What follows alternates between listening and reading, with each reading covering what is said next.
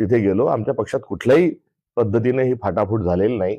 जी काही झाली आहे ती उभाटा हे थेट स्वरूपामध्ये भारतीय जनता पक्षासोबत गेली, MIMनी मदत केली आणि वंचित गैरहजर राहिली.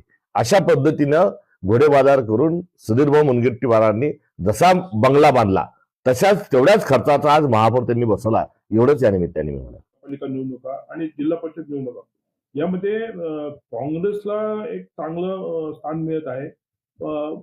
विरोधी पक्षाची जी पोकळी आहे महाराष्ट्रामध्ये ती भरून काढण्यासाठी काँग्रेसचं पुढील योजना काय आहे? निश्चित काँग्रेस हा आक्रमक स्वरूपामध्ये हा पुढे गेल्याशिवाय राहणार नाही.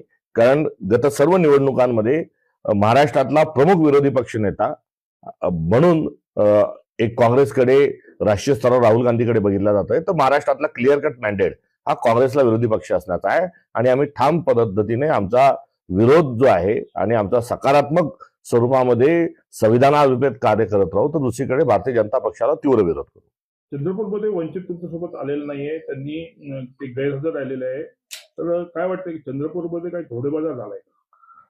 घोडेबाजार निश्चित झालाय. 1000 कोटीचा सुधीर मुनगंटीवारांचा बंगला हा चंद्रपूरमध्ये एक चर्चेचा विषय आहे. आता तेवढ्याच महाग महापौर बसवण्याकरता तेवढंच पद ते महागात त्यांनी विकत घेतलंय. हे देखील लपल्याने घोडेबाजार झालेलाच आहे आणि अशा या भारतीय जनता पक्षाची थेट लढाईमध्ये आमच्यासोबत वंचित बहुजन आघाडी असायलाच हवी होती, हे मात्र खरंय. तुमच्या एवढ्या बैठका झाल्या चंद्रपूरच्या बाबतीमध्ये, तुम्ही पुढाकार घेतला, तुमच्या केंद्रीय नेतृत्वाने पुढाकार घेतला, तुम्ही असफल झाला असं वाटतंय का? आमच्या दोन्ही नेत्यांना एकत्रित बसवण्याच्या अनुषंगाने जरूर प्रदेशाध्यक्षा नात्याने आम्ही पुढाकार घेतला आणि त्या अनुषंगाने आमचे दोन्ही नेते सामंजस्याने एकत्र आले आणि या सभागृहामध्ये आम्ही एकतेच्या स्वरूपामध्ये तिथे गेलो. आमच्या पक्षात तुम्हाला एवढं चांगलं तिथे प्राबल्य मिळाल्यानंतरही तुमचा महापौर होत नाही, तुम्हाला त्याचा काही वैषम्य वाटते का? नाही, या संदर्भात आमचा महापौर कुठल्याही परिस्थितीत व्हायलाच पाहिजे होता.